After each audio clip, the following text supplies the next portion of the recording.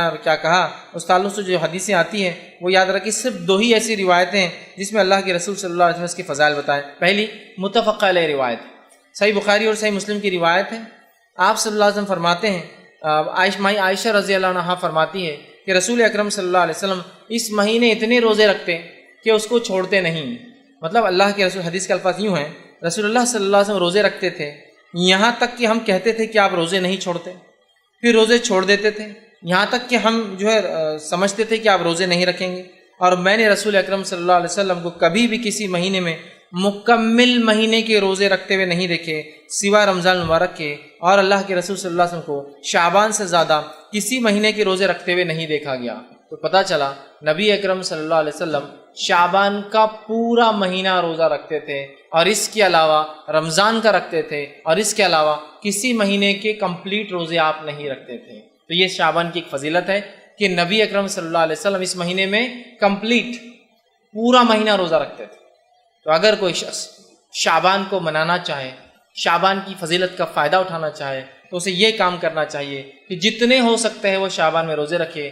لیکن تاکید یہاں یہ کروں گا کہ آپ کو اس چیز کا خیال رکھنا چاہیے کہیں ایسا نہ ہو کہ شعبان کے روزے کے چکر میں آپ رمضان خراب نہ کر دیں۔ مطلب آپ کو اگر کمزوری ہے، کوئی بیماری ہے، تو پھر مت رکھیے آپ شعبان کی، ورنہ کیا ہوگا، آپ شعبان تو رکھ لیں گے، رمضان خراب ہو جائیں گے، اس لیے ٹھیک۔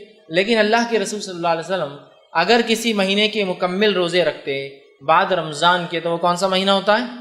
شعبان کا مہینہ ہوتا ہے۔ اگر شعبان کے مہینے کے روزے آپ کمپلیٹ رکھتے، یہ کس کی فضیلت۔ اسی طرح آپ صلی اللہ علیہ وسلم کے تعلق سے آتا ہے، ابو داؤد کی روایت ہے، حضرت عائشہ رضی اللہ عنہ فرماتی اور کہتی تھی رسول اکرم صلی اللہ علیہ وسلم کو روزوں کے لیے سب سے محبوب مہینہ شعبان تھا، پھر آپ صلی اللہ علیہ وسلم اس کے بعد رمضان کے روزے رکھتے تھے۔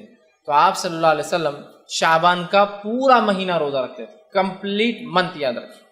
ہم بھی کوشش کر سکتے ہیں جتنا ہو سکے آپ اس میں رکھیں۔ اب شعبان کے یہ روزے اللہ کے رسول صلی اللہ علیہ وسلم جو رکھتے تھے، ٹھیک، اس کے بارے میں جو ہے اور ایک روایت آتی ہے جو جامع ترمذی کی، آپ نے فرمایا کہا جو ہے راوی کہتے ہیں کہ میں نے نبی اکرم صلی اللہ علیہ وسلم شعبان سے زیادہ کسی مہینے کے روزے رکھتے ہوئے نہیں دیکھا، آپ اس میں روزے رکھتے تھے سوا چند ایام کے، بلکہ آپ پورے مہینے کے ہی روزے رکھتے تھے۔ اور ام سلمہ رضی اللہ عنہ فرماتی ہے، یہ جو ہے روایت کے الفاظ ایسے ہیں، آپ نے فرمایا میں نے نبی اکرم صلی اللہ علیہ وسلم کو مسلسل روزے رکھتے ہوئے نہیں دیکھا سوائے شعبان اور رمضان کی۔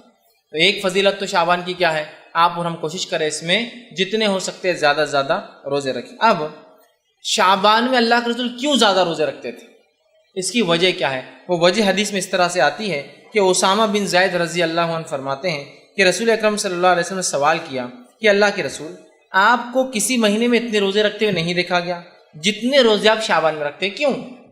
صحابی نے سوال کیا اللہ کے رسول، آپ کو جتنے روزے شعبان میں رکھتے ہوئے دیکھا گیا اتنے روزے تو آپ کبھی نہیں رکھتے شعبان کے علاوہ، ایسا کیوں؟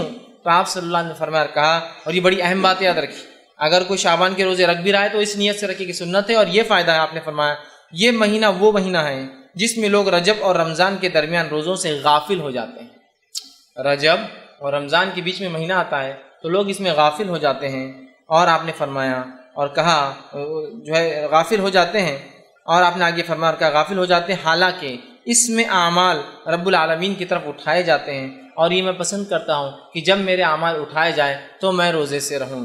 تو اس حدیث میں ایک بات آئی ہے، وہ بات کیا ہے کہ جو ہے شعبان وہ مہینہ ہے جس مہینے میں ہمارے سال بھر کے اعمال اٹھائے جاتے ہیں، جس کو اگر میں وضاحت کروں تو یوں ہے، ہر روز میں ہمارے اعمال 2 بار اللہ کو پہنچائے جاتے ہیں، عصر اور فجر میں۔ اس لیے آپ نے فرمایا عصر اور فجر کی نماز مت چھوڑو، اس لیے کہ 2 وقت ایسے ہیں جب اعمال اللہ کے پاس پیش کیے جاتے ہیں اور میں عبادت میں رہوں۔ ہر ہفتے میں 2 بار ہمارے اعمال پیش کیے جاتے ہیں، وہ ہے جو ہے جمعرات اور پیر کے دن، ٹھیک۔ اسی طرح ہر سال میں ہمارے اعمال 1 بار اللہ کو پیش کیے جاتے ہیں، اور وہ مہینہ ہے جو ہے شعبان۔ شعبان میں اللہ کے پاس جو ہے ہمارے جو اعمال سالانہ پیش کیے جاتے ہیں، پیر اور جمعرات کو ہفتے واری پیش کی جاتے ہیں، اور ہر روز میں جو عصر اور فجر میں پیش، مطلب فرشتوں کی شفٹ چینج ہوتی ہے اور نام اعمال پیش کیے جاتے ہیں۔ تو کیا فائدے اور کیا فضائل ہے اس روزے کے کہ یہ مہینے کے اندر ہمارے اعمال اللہ کو پیش کیے جاتے ہیں۔ کیسے، کیوں، کیا کہ اللہ غافل ہے ہمارے اعمال سے؟ نہیں، اللہ سب جانتا ہے، پھر بھی اللہ نے فرشتوں کو تعینات کر رکھا ہے تاکہ فرشتے بھی گواہ ہو جائیں گے ہم پر کہ ہم نے دنیا میں کیا اعمال کیے، ٹھیک ہے۔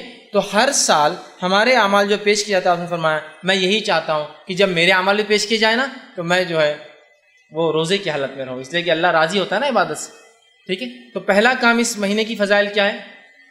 روزے رکھیے۔ مقصد اور اس کے جو تعلق سے جو بات آتی ہے وہ کیا ہے؟